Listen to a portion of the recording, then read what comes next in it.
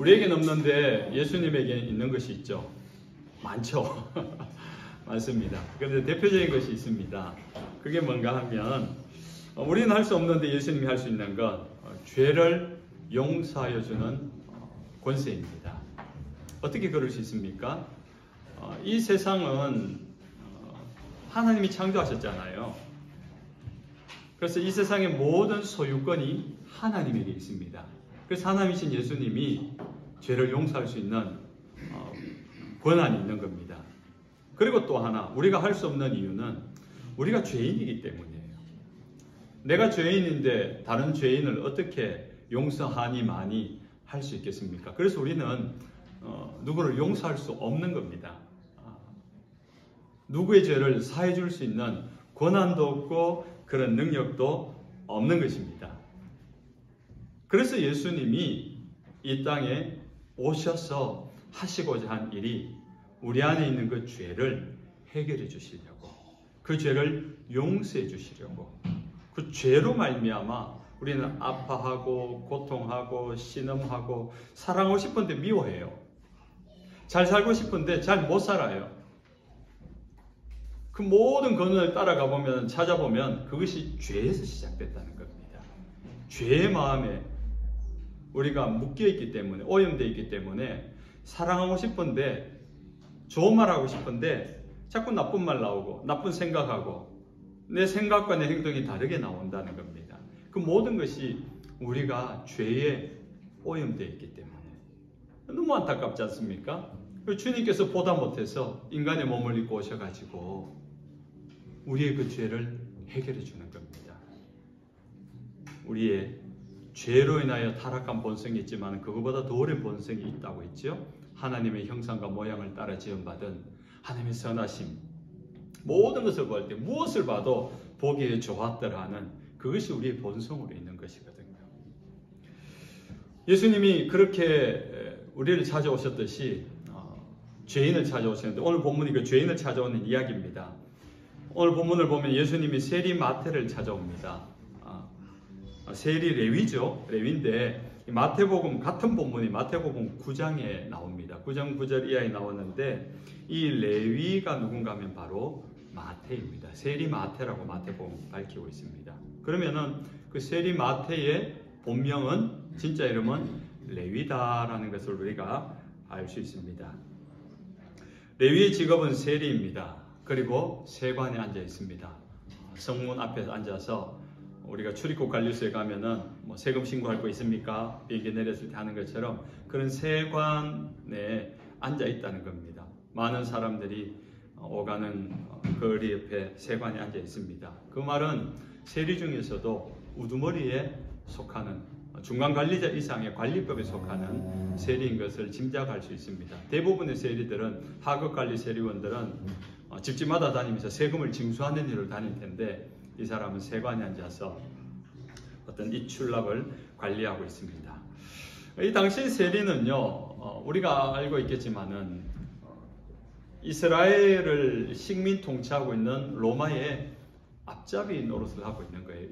일제시대의 친일파처럼 친로마인이 되어서 로마 정부를 대신해서 식민지인 이스라엘 백성들의 세금을 대신해서 징수하기 위해 고용된 자들입니다.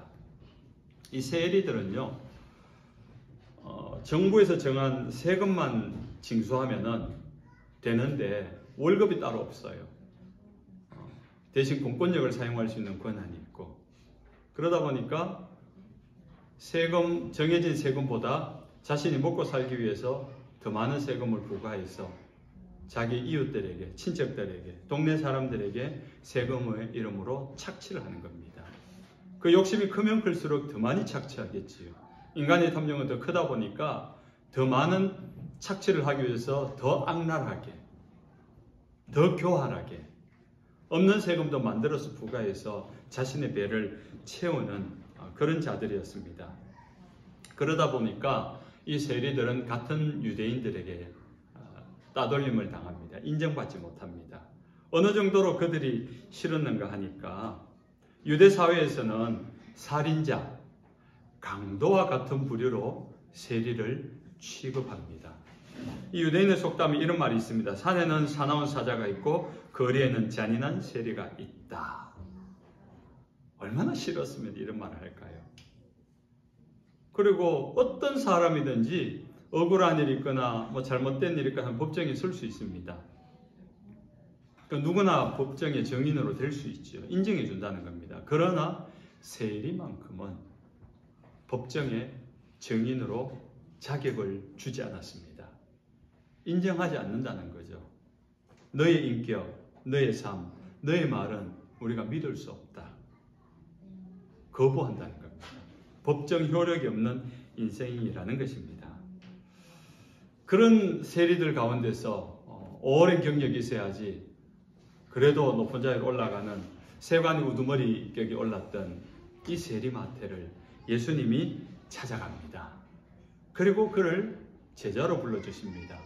예수님이 이 땅에 하실 일, 하나님 나라를 이 땅에 이루어가고 사람들의 죄를 용서하고 그를 하나님의 나라로 그 구원의 자리를 인도하는 그 제자의 삶을 살게 하기 위한 그 부르심을 이 세리 중에 우두머리격인 마태를 찾아와 지금 부르고 있다는 것입니다.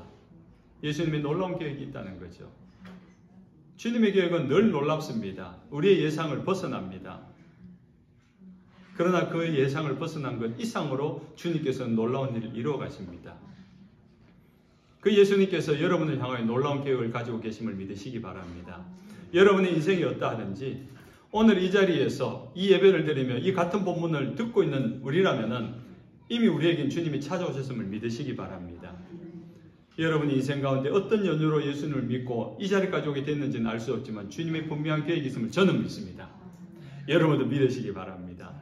여러분의 인생이 좀 마음에 안 들고 지금은 좀 힘들지라도 전능하신 하나님이신 예수님께서 여러분의 인생에게 놀라운 계획을 가지고 있음을 믿으시기 바랍니다. 그렇게 놀라운 계획을 가지고 계신 예수님은 지금까지 단 한 번도 실패한 적이 없습니다. 그리고 단 한순간도 실수한 적이 없습니다. 그리고 그렇게 부르신 한 사람 한 사람을 놓친 적이 없습니다. 그렇다면 오늘 우리는 주님의 손에 붙들려서 주님의 놀라운 계획 속에 주님의 뜻대로 이루어갈 줄로 믿으시기 바랍니다. 예수님의 초대를 받은 레위는 선택을 합니다. 따라갈 것인가 말 것인가. 그런데 28절에 보니까 그가 모든 것을 버리고 일어나 따르니라 그럽니다. 이 말이 쉽지. 한 문장으로 예수님이 마태야 따라오너라 내 주님 모든 것을 버리고 따르니라. 성경은 문자로 되어 있다 보니까 문장으로 볼 때는 뭐 그런 갑다 싶습니다. 그런데 이것을 현실로 와서 주님이 오늘 예배하는데 이 자리에 갑자기 오신 거예요. 오셔서 여러분에게 예수님의 말이니까 이해하고 영란아 모든 것을 버리고 나를 따르라. 집사님 어떻게 하실 것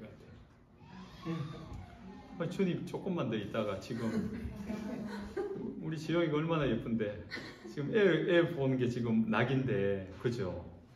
쉽지 않은 거잖아요. 근데 모든 것을 버려두고 베드로와 야고보가 배와 어부와 그 그물과 모든 것을 버려두고 떠났다 하듯이 마태가 그렇게 따랐다는 것입니다.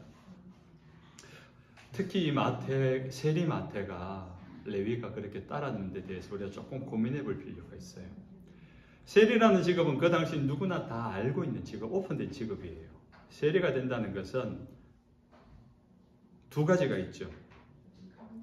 악랄할 것이고 교활할 것이고 사람들에게 등돌림을 당할 것이고 손가락질 당할 것이고 어쩌면 가족들에게조차 이렇게 끊어짐을 당할 수 있는, 그러나 한편으로는 세리가 됨으로 세리가 가진 권한으로 축적하게 되는 부와 편리함이 있는 거죠. 그 넉넉한 재산으로 내 삶을 보장받을 수 있으니까. 내가 요걸 얻어먹더라도 내 자식은 따뜻한 밥 먹이면서 평생 공부하는데 평생 진로를 가는데 고생 안 하면서 살 수 있도록.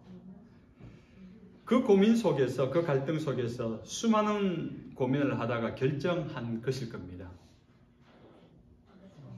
가족을 등져야 되고 이웃을 등져야 되고 수치와 모멸을 당해야 되지만은 이 권력과 이 재정으로 풍족하고 편리하게 살아가는 것을 선택할 수밖에 없는 이유. 그런 사람 가끔 있잖아요. 난 정말 가난이 너무너무 싫어요.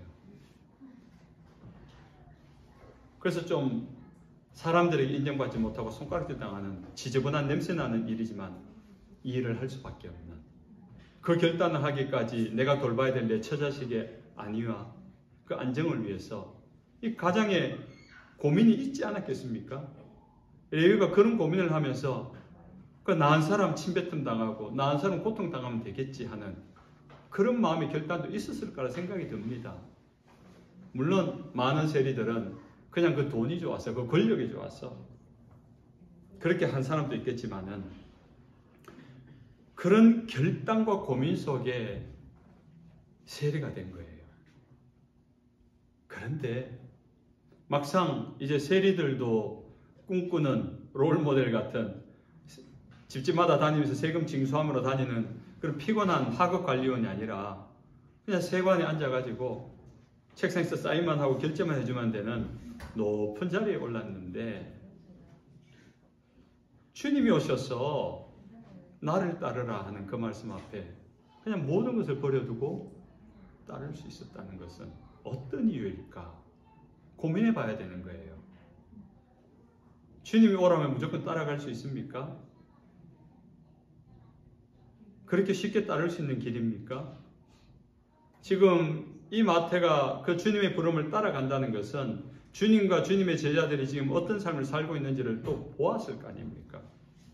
세상을 돌아다니면서 집 한 채 없이 여벌 옷도 없이 그냥 그렇게 살아가는, 사람들은 환호하고 좋아할지 모르지만 정작 뭘 사 먹을 돈 하나 없어가지고 미리싹이나 뜯어가지고 그렇게 허기를 채우는 그런 삶인 줄 아는데, 근데 하루아침에 이렇게 이루어놓은 그 풍요로움, 그 편리함들을, 내가 쌓아놓은 이 안정적인 것들을 하루아침에 다 버릴 수 있을까?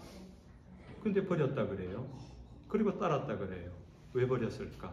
무엇이 그로 하여금 자신의 인생 가운데 그토록 중요하다고 소중하다고 여겼던 것들을 놓을 수 있었는가? 라는 거죠. 그 힌트를 좀 보면은 레위가 사람들을 위하여서 자기 집에서 큰 잔치를 하니 세리와 다른 사람들이 많이 함께 앉아 있는지라, 이것이 저는 힌트가 되는 구절이라고 생각합니다.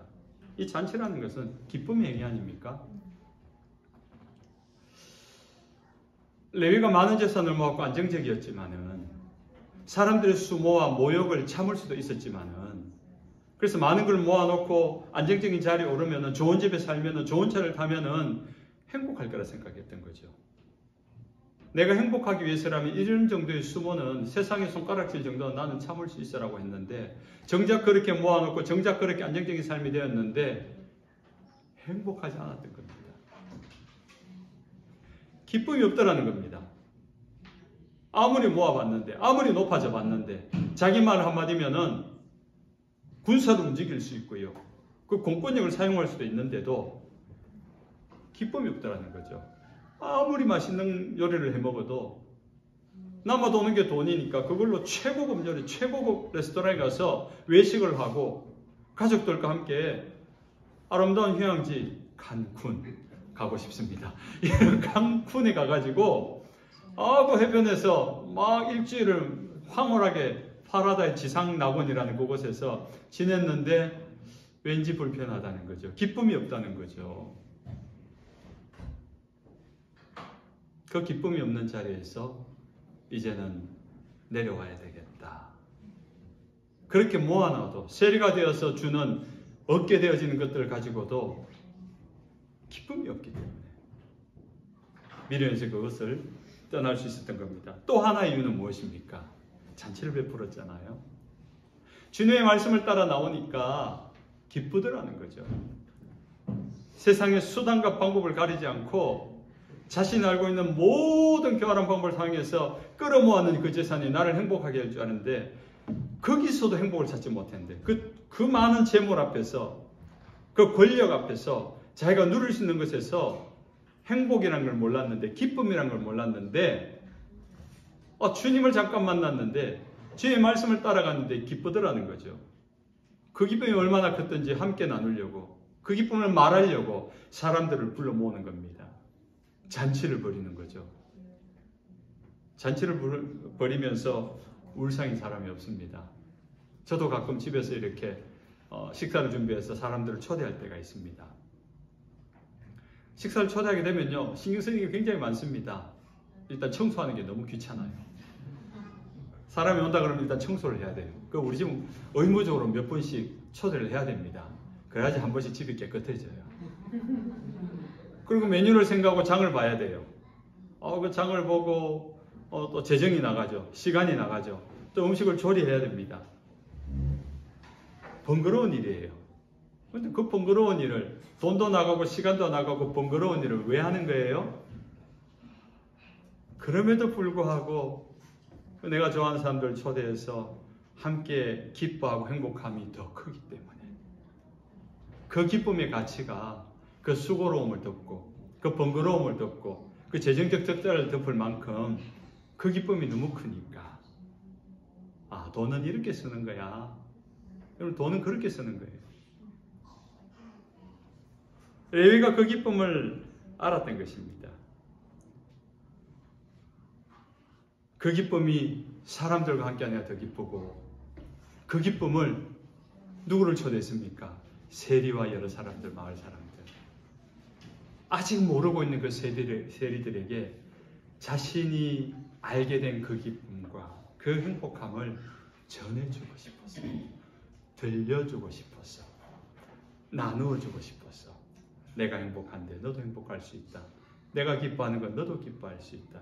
내가 만난 주님, 너에게도 소개하고 싶다. 그런 의미 아닙니까? 그렇게 사람들과 함께 어울리니까 그 기쁨이 점점 더 커져갑니다. 같은 고민으로 고통스럽게 살아가고 있는 가까운 친구들, 토로하잖아요. 고백하잖아요. 네 고민, 네 고통, 네 신음 알고 있어. 그래서 그들을 초대한 것입니다. 그럼 이 레위가 느끼고 있는 이 기쁨은 어디서 온 겁니까? 예수님에게서 왔습니다. 예수님이 기쁨의 권원이기 때문입니다. 요한복음 15장 11절에 이것을 너희에게 이름은 내 기쁨이 너희 안에 있어 너희 기쁨을 충만하게 하려 함이라. 요한복음 16장 22절에 지금은 너희가 근심하나 내가 다시 너희를 보리니 너희 마음이 기쁠 것이요 너희 기쁨을 빼앗을 자가 없으리라 하는 겁니다. 기쁨은 예수님으로부터 옵니다. 이렇게 예수님을 만난 자들의 반응은요, 두 종류의 사람으로 나눠집니다. 예수님을 만났는데 똑같은 예수님을 만났어요. 그런데 대제사장들, 바리새인들, 율법학자들은 예수님을 만났는데 기쁘지 않아요. 불편해요. 예수님 하시는 말씀이 불편하고 예수님 하는 행동이 불편하고, 왜? 자기와 다르거든. 자기의 생각과 다르거든요. 주님이 말씀하셔도 그 말씀을 받아들이지 못합니다. 튕겨내는 거예요. 죄의 회개를 말해도 그 불편해요. 남들은 모르고 남들은 나를 거룩하게 알고 있는데 제사장이 옷을 입고 나타나면 모두가 머리를 조아리고, 내가 율법을 말하면 율법학자 앞에서 아무 소리 못하고 그냥 듣고만 있는데, 그래서 난 근사한 사람인 줄 알았는데 주님이 오셔서 그 죄를, 그 허울의 옷을, 그 외식의 옷을 그만 벗어버려라. 그것이 너에게 고통이고 짐이지 않느냐. 불편한 거예요. 그 말씀을 따라 순종함으로 그 외식과 형식과 남 앞에 보이면서 남에게 인정받으려고 했던 것을 그만 벗어버렸더라면 주님의 말씀이 들어오고 주님의 기쁨이 내 안에 담겨질 텐데, 그 불편함이 싫어서 그 불편하게 하시는 예수님을 그만 십자가에 죽여버립니다. 죽여버리니까 불편함은 사라졌어요. 더 이상 내게 말하지 않으니까. 근데 불편함이 사라지는데 뭐가 남느냐? 분노가 남는 거예요. 죽여버릴 정도로. 나를 불편하게 하는 요소를 죽여버릴 정도로. 이것이 대제사장들, 바리새인들, 율법학자들이 가지고 있었던 딜레마였던 겁니다. 나를 불편하게 했던 그 요소를 없애버리면 편해질 줄 알았는데, 다시 기쁨이 시작될 줄 알았는데, 또 다른 감정, 더 견디기 힘든 분노의 감정, 분노의 사람이 되어버린 겁니다. 그러나 사람들이 손가락질하고 모욕하고 수치를 줘도 하등의 잘못이 없는 장녀들, 세리들, 죄인들, 그들은 예수님을 맞아들여요. 너가 죄인이다. 주님, 제가 죄인 맞습니다. 제가 부끄럽습니다. 그 죄를 버려라. 그 장녀들이 장녀의 일을 버리잖아요. 세리 마태가 세리 일을 버리잖아요. 세리장 삭개오가 자신의 것을 버리고 내가 다른 사람의 것을 빼앗은 것이 있다면 내 재산의 절반을 내놓고 내가 가진 것을 4배로 갚겠습니다. 자신이 행한 행위에 대한 결과물을 다 버리는 거예요. 죄를 버리는 거예요. 개인 파산이 일어난 겁니다.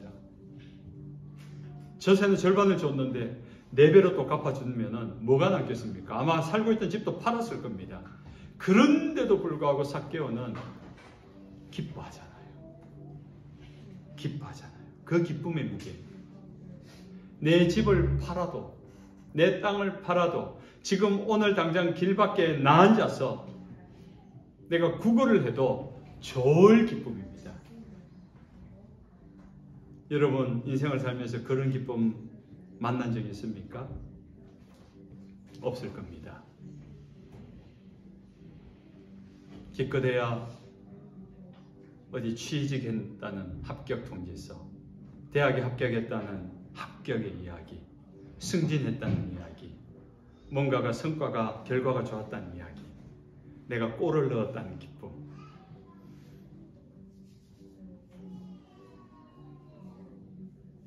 내가 결승전에서 주대회에서 성원이가 축구에서 골을 넣어서 우승을 했는 그 기쁨이라면은 우리 집 팔아도 돼? 그런 기쁨은 아닌 거잖아요. 그죠? 근데 삭개오는 그런 기쁨이에요. 그것은 이 세상에 없는 기쁨. 하나님으로 도는 기쁨입니다. 하나님의 기쁨인 거예요. 그건 우리가 인위적으로 세상으로 뭔가를 해서 할 수 있는 기쁨이 아니라 내 안에서 그 기쁨이 솟아나게 하려 합니다. 이것을 너희에게 이르면 내 기쁨이 너희 안에서 너희 기쁨을 충만하게 하려 합니다. 주님 그렇게 말씀하셨잖아요. 하나님의 기쁨이 있어요.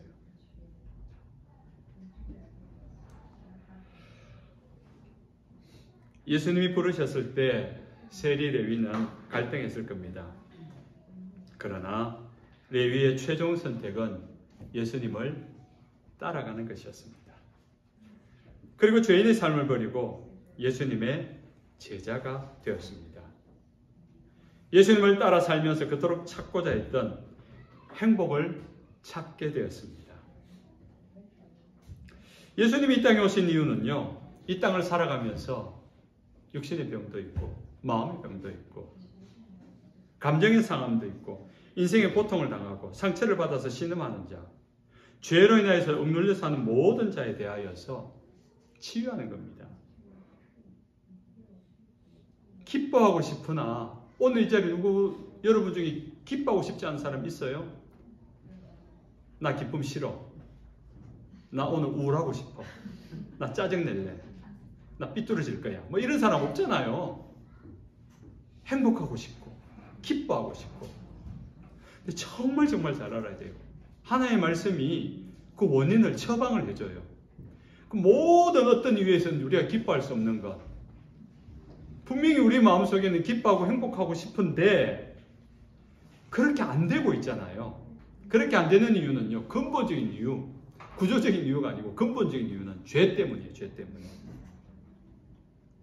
근데 처음 서두에 말했죠. 그 죄는 우리가 어찌할 수 있는 게 아니라고. 주님만이 할 수 있는 거라고요. 그래서 주님이 필요해요. 그 문제를 예수님 앞에 고백해야 돼요. 그 문제가 주님 앞에 연결되는 순간, 그 죄가 사라지는 순간 그 기쁨이 시작되는 거예요. 우리가 복음을 전하고 예수를 말하는 이유가 여기에 있습니다. 제가 내일 오전에 뉴저지 갑니다.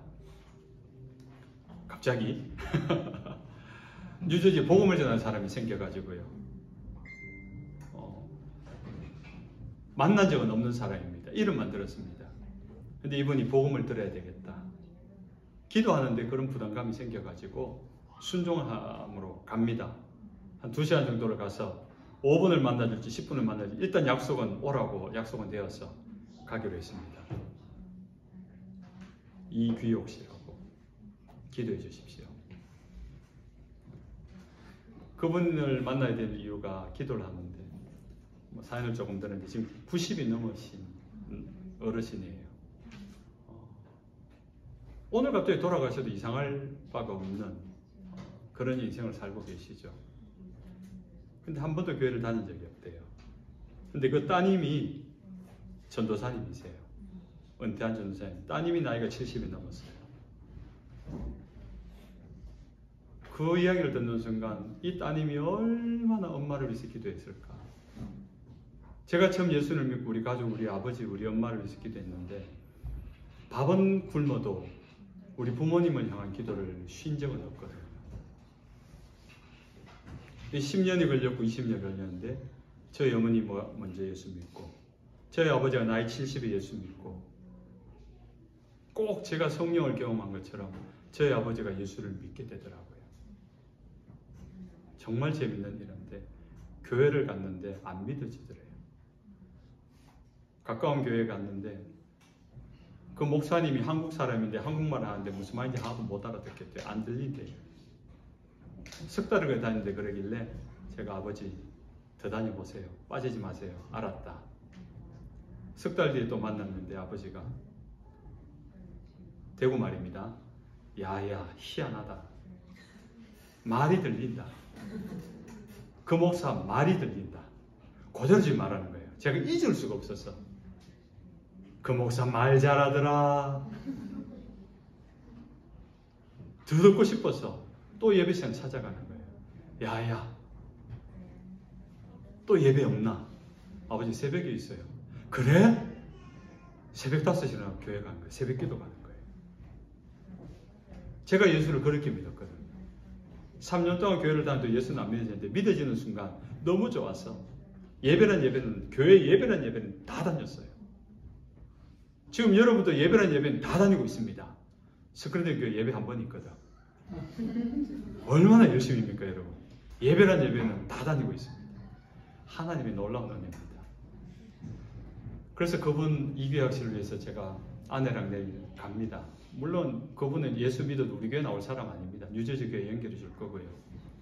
근데 처음 본 사람이기 때문에 이분도 아마 불교에 심취한 분 같은데 안 믿고 모욕을 당할 수 있을 겁니다. 제가 딸이 그렇게 평생을 70평생을 전도했는데 안 믿는데 제가 간다고 무슨 능력이 있어서 믿겠습니까? 가면은 봉변당하고 모욕당하고 거절당하고 문 앞에 쫓겨날 수도 있고요. 당황스러울 수도 있지요. 괜히 목사로 갔다가 뭐 거절당하면 얼마나 쪽팔리겠습니까? 미안합니다. 그런데요.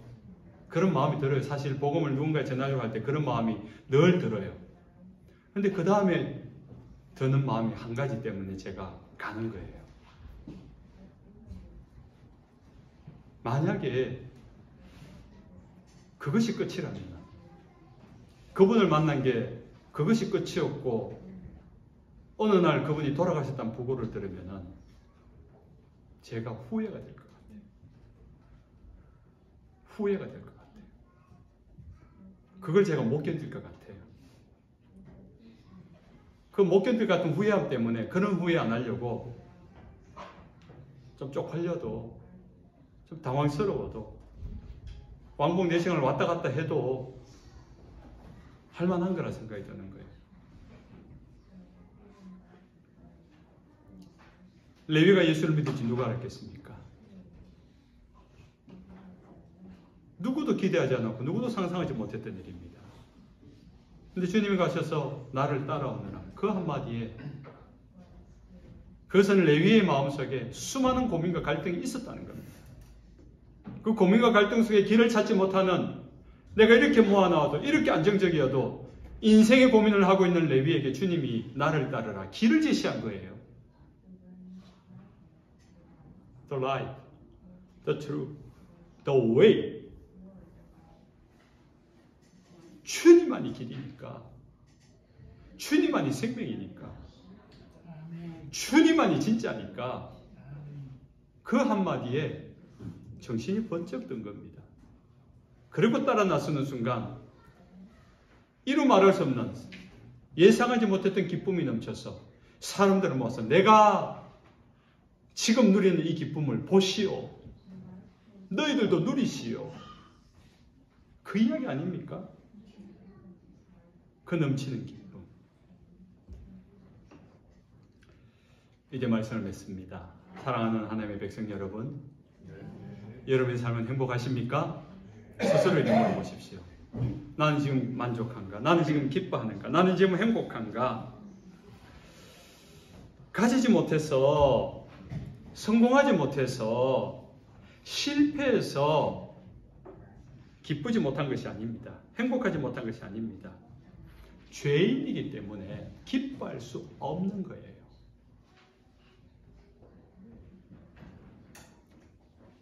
죄인이기 때문에 스스로 돌이킬 수 없고 길을 찾을 수 없는 겁니다. 그래서 예수님이 오셔서 도와주시려는 겁니다. 그 주님이 오늘 여러분을 부릅니다. 나를 따르겠니? 상견아, 나를 따르겠니?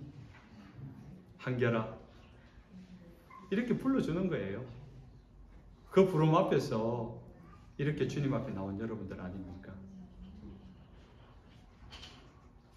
그 부름을 부르신 주님을 따라가는 그 믿음의 길이 행복한 길이 되고 기쁨의 삶이 이어지길 주님의 이름으로 축원합니다. 찬송하십시다. 91장입니다.